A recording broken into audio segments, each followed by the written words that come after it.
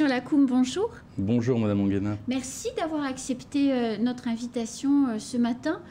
Les douanes, c'est un sujet, tout le monde vous connaît, mais personne ne vous connaît en réalité. Donc on va essayer rapidement de faire un tour d'horizon de vos missions et de votre rôle à Mayotte. On est à quelques jours, Monsieur Lacombe, des départs en vacances, et il y a un certain nombre de choses qu'on a le droit de faire ou qu'on n'a pas le droit de faire quand on prend l'avion pour aller à l'étranger. Et nos téléspectateurs nous questionnent là-dessus, et je voulais qu'on refasse le point avec vous. Quand on part à Madagascar, quand on part aux Comores, en Tanzanie, combien on a le droit d'emmener d'argent avec nous, en liquide?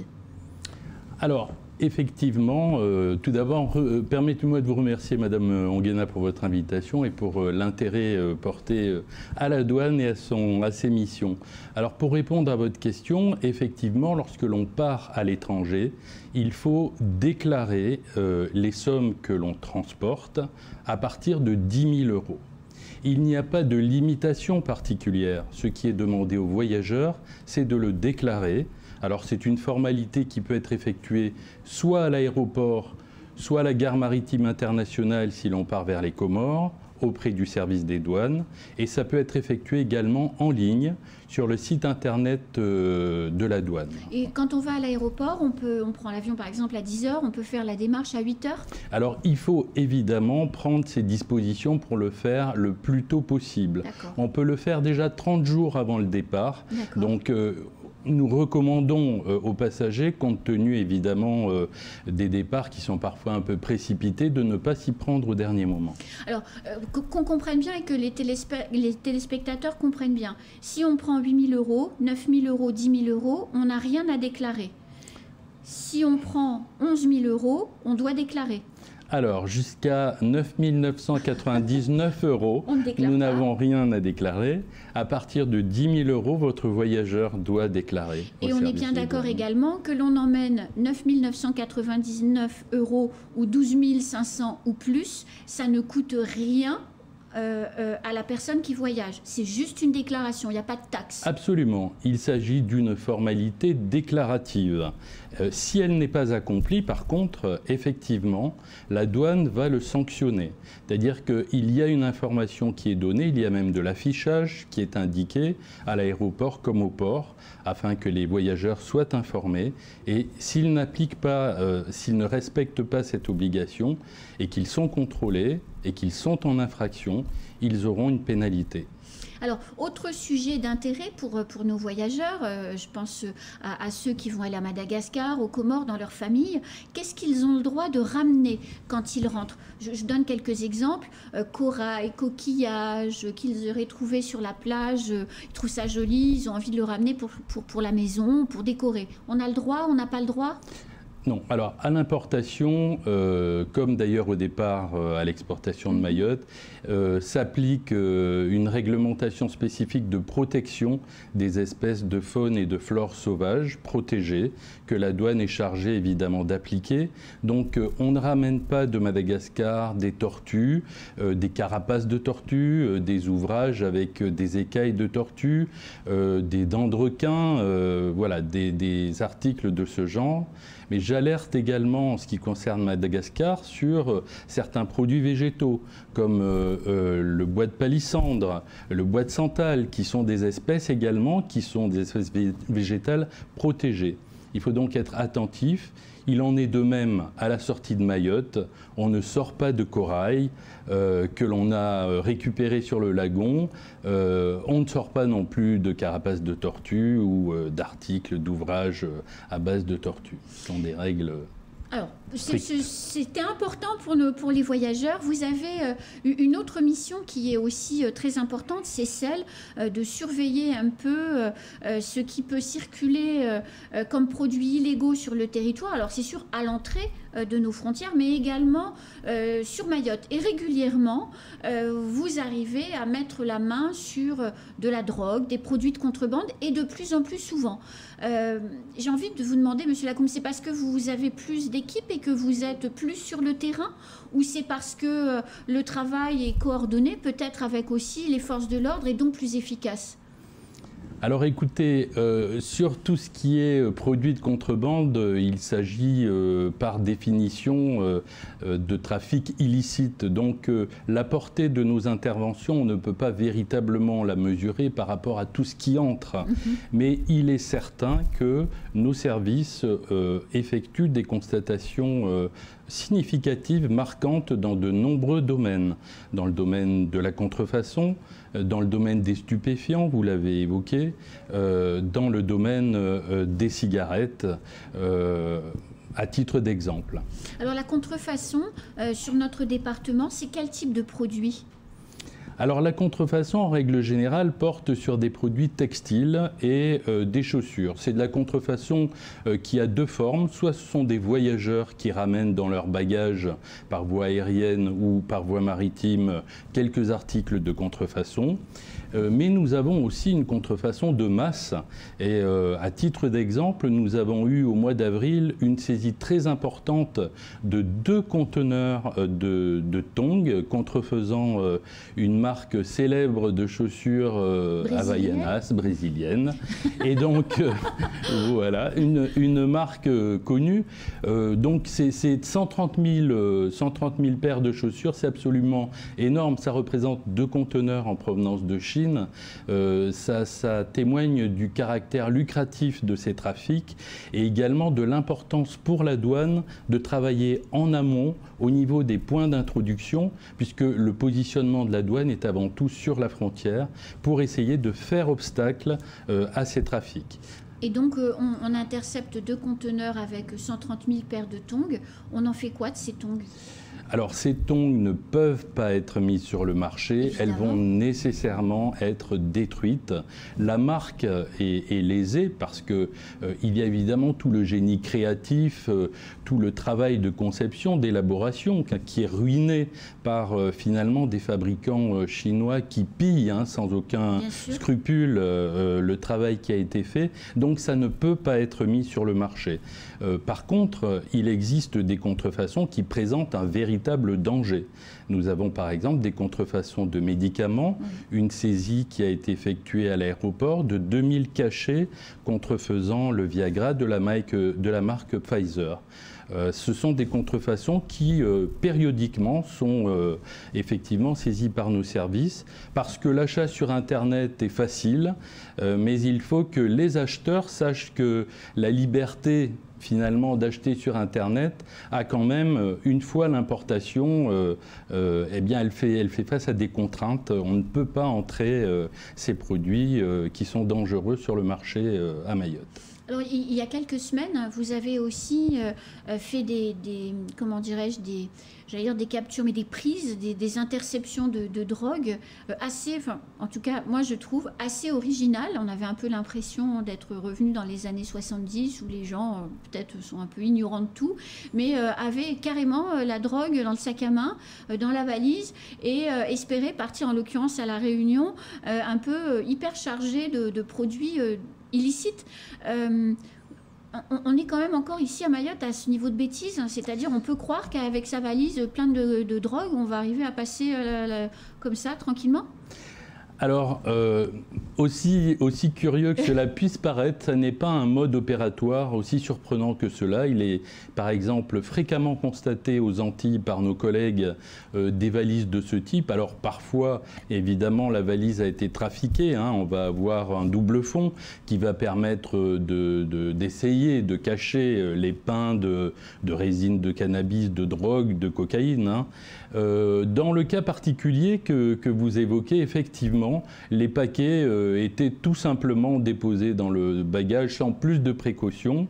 Et donc, une fois que, dans un premier temps, la société chargée de la sûreté a été alertée par la singularité de ces paquets et a informé le service des douanes, nous nous sommes rendus sur les lieux et nous avons pu confirmer, effectivement, lever les doutes qu'il s'agissait bien de résine de cannabis. On a trouvé d'ailleurs dans le bagage de soute le lendemain une quantité de 14 kilos, à peu près. Cette affaire faisait 20 kilos de résine de cannabis.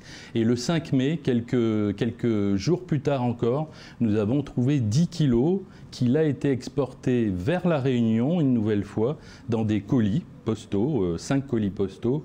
Donc de manière factuelle, en très peu de temps, on a pu constater des exportations inhabituelles de résine de cannabis vers la Réunion. Mais on ne produit pas de résine de cannabis à Mayotte. Donc Mayotte est quelque part une plaque tournante, c'est-à-dire la drogue arrive de quelque part, elle est ici reconditionnée, enfin en tout cas vendue, et elle repart ailleurs. C'est un peu inquiétant. Oui, nécessairement, cela implique qu'il y a à Mayotte, je dirais, une sorte de point de passage à partir duquel ces produits stupéfiants sont réexportés. Bien évidemment, l'enquête judiciaire menée par nos collègues, policiers, gendarmes, permettra certainement de progresser dans la connaissance des processus qui sont en place. Mais oui, un peu à l'instar de ce qui se passe aux Antilles, on a finalement un procédé assez comparable des trafics et des trafiquants. Parce que, Monsieur Lakoum, quand on intercepte un passager ou plusieurs passagers avec 20 kilos, c'est je dirais la partie émergée de l'iceberg. Derrière, il y a tout un réseau avec des personnes qui l'animent. C'est beaucoup plus lucratif finalement que les seuls 20 kilos que vous avez pu, par chance d'ailleurs, intercepter. C'est inquiétant quand même. Ça veut dire que la délinquance, elle se renforce. Parce que quand il y a de la drogue, il y a de l'argent et donc il y a de la violence, encore plus que celle qu'on connaît aujourd'hui. Oui, effectivement, il y a nécessairement, quand on atteint ce niveau, ces quantités, oui, l'existence de trafic et tout le travail est celui des enquêteurs, je dirais, puisque la douane est à la base, intervient sur les saisies, mais derrière, il y a tout le travail d'enquête qui est effectué par les services de police judiciaire et qui, lui, va permettre de mettre hors d'état de nuire des filières. Ce travail est en cours. Moi, je ne suis pas évidemment en capacité de vous répondre, mais bien évidemment, il est fait. Cela étant, les saisies de drogue habituelles sont plutôt effectuées dans des flux entrants, c'est-à-dire métropole Mayotte, voire Réunion Mayotte, en quantité moins importante, bien évidemment, à destination de consommateurs. De ce point de vue, ce que l'on observe, c'est quand même la présence toujours de résine de cannabis, d'herbes de cannabis et de cocaïne. Ce qui démontre que nous ne sommes pas en dehors de la mondialisation de la consommation de drogue également. Alors, il y a, et on le voit, la presse en parle très souvent, France Mayotte en l'occurrence, il y a de plus en plus de la part de vous, service des douanes, mais aussi de la gendarmerie, d'interception quand les kwassa arrivent, comment dirais-je, de cartouches de cigarettes de la marque comorienne Coélacante, dans des proportions assez volumineuses. Du coup, ça veut dire qu'ici, à Mayotte, il y a un réseau pour revendre, parce que c'est pas la petite cartouche pour faire plaisir aux totons qui habitent dans un village informel. On est sur des quantités qui démontrent qu'il y a des boutiques probablement ou un réseau de revente de ces produits. C'est grave. Alors, à l'évidence, effectivement, c'est à la fois grave parce que ces produits ne sont pas des produits homologués, donc les conditions de fabrication, même si le tabac, par nature, n'est pas un produit inoffensif, on peut évidemment s'interroger sur la qualité des produits. C'est aussi une perte pour les finances locales, car le droit de consommation sur les tabacs alimente le budget du conseil départemental. Donc, il est important, évidemment, de faire ces trafics. Je dirais qu'il y a une complémentarité dans les opérations qui sont faites sur les cigarettes entre les services de police, de gendarmerie, sur la LIC, à travers les kwassa qui font effectivement des saisies très importantes et les saisies douanières qui sont de nature un peu différente. Donc nous avons du trafic voyageur à partir de duty free. On a médiatisé en début d'année une saisie d'une 50aine de cartouches à l'aéroport, mais nous avons une saisie récente de 1200 cartouches en provenance de Dubaï. Donc nous ne sommes pas sur les mêmes catégories de produits. Nous sommes sur des Gauloises, des Marlboro, des articles qui vont là aussi alimenter un marché clandestin que vous subodorez, qui existe manifestement que nous n'avons pas pour mission de mettre au jour, parce qu'une fois encore, notre positionnement est en frontière, en amont. Vous, à la douane. À la douane. Les gendarmes, mais les services voilà, de police judiciaire, une fois encore, sont tout à fait en capacité de faire ce job-là, de rechercher, oui, les filières qui peuvent exister dans ce secteur. On a un peu le sentiment sur ces produits de contrebande en provenance d'Anjouan qu'ils sont intimement liés au trafic de passagers, que dans les kwassa qui arrivent, il y a les gens avec leurs affaires, mais il y a aussi des produits de contrebande, ce qui démontre, de mon point de vue, que les réseaux de trafic d'êtres humains et de marchandises sont liés et donc vont être encore plus difficiles à démanteler. Alors, au niveau du factuel et de ce qui est constaté au service des douanes, les importations de cigarettes restent quand même en quantité limitée, relativement limitée par les voyageurs qui arrivent à la gare maritime. L'affaire la plus importante est de l'ordre aussi d'une 50aine de cartouches de cigarettes. Ça n'est pas négligeable, mais ça n'est pas le niveau des 1200 cartouches que l'on peut avoir lorsque l'on a, je dirais, un commerçant peu scrupuleux qui se rend à Dubaï et qui achète en duty-free ce genre de produit pour le réimporter à Mayotte. Donc voilà, là il y a deux situations un peu différentes. Je pense que le trafic voyageur alimente une consommation locale, personnelle, de voisinage, très certainement. Mais les produits qui arrivent par Kwassa, là, de plus grande ampleur. Et c'est des réseaux oui, oui. Et de revente et qui alimentent, parce qu'il n'y a pas que les cigarettes, hein, il y a aussi les produits pour la peau, pour blanchir la peau, et qui sont eux aussi très dangereux pour la santé. Absolument. Nous avons encore très récemment donc, mis au jour à l'intérieur d'un conteneur un chargement en contrebande de médicaments, donc, parmi lesquels ces fameux produits blanchissants, donc 13 200 tubes de pommade d'iprozone. C'est quand même un corticoïde extrêmement dont l'utilisation n'est pas anodine, hein, et ces produits sont évidemment interdits sur le territoire, sans autorisation de mise sur le marché. Ils mettent en danger la santé des consommateurs, bien sûr. Mais les standards de beauté font que blanchir sa peau est considéré comme un avantage, et on constate régulièrement ces importations. On a également celui qui va vouloir accroître sa masse musculaire et qui va importer des anabolisants. On a encore eu le cas récemment à l'aéroport. La douane, évidemment, fait obstacle à ce genre d'importation. Nous avons un grand nombre de produits dans cette catégorie. Et puis, dernière mission, et ce sera ma dernière question, vous contrôlez aussi les bagages des passagers qui arrivent alors de l'étranger, on en a parlé, mais aussi de métropole, avec quelquefois des produits qu'ils ont achetés pour leur consommation personnelle, mais qu'ils auraient dû déclarer avant de prendre l'avion. Et si par malchance, pour eux, mais chance pour vous, ils sont contrôlés par le personnel qui est présent, ça fait l'objet d'une taxation. Alors, la douane est le grand collecteur des recettes, je dirais, du pays, hein, puisque la douane perçoit à la fois l'octroi de mer régional, mais également le droit de consommation sur les tabacs, la taxe de consommation sur les hydrocarbures. Donc, nous sommes le grand collecteur, effectivement, également des recettes du pays. Oui, il existe une différence entre la métropole et Mayotte. Nous ne sommes pas sur le même territoire fiscal. Et donc, nous n'avons pas de TVA, par exemple, oui. Tout le monde l'aura observé. Nous avons un octroi de mer dont le niveau est décidé par l'exécutif, et la douane est chargée d'appliquer, évidemment, ces décisions.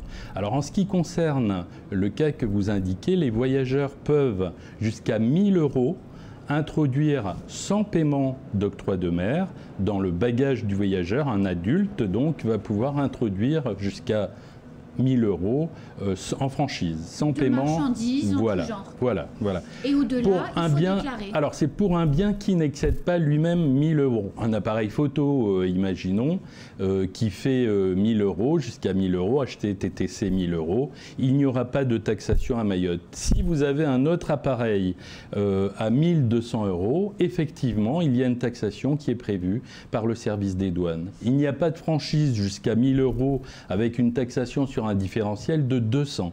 Ça, il faut que les voyageurs le sachent.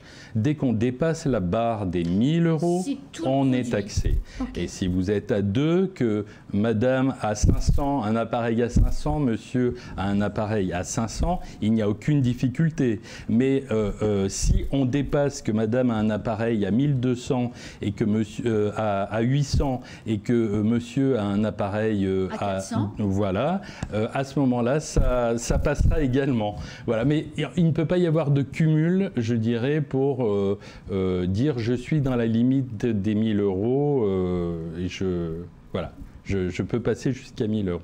En tout cas, merci beaucoup, Monsieur Lacombe, pour ces explications. Et puis, j'espère que vous reviendrez sur le plateau pour qu'on continue justement à parler du travail que vous faites et qui n'est pas toujours très connu. Ce sera avec plaisir, Madame Anguena. Merci à vous. Merci beaucoup. C'est la fin de ce temps de parole. Tout de suite, la suite de nos programmes.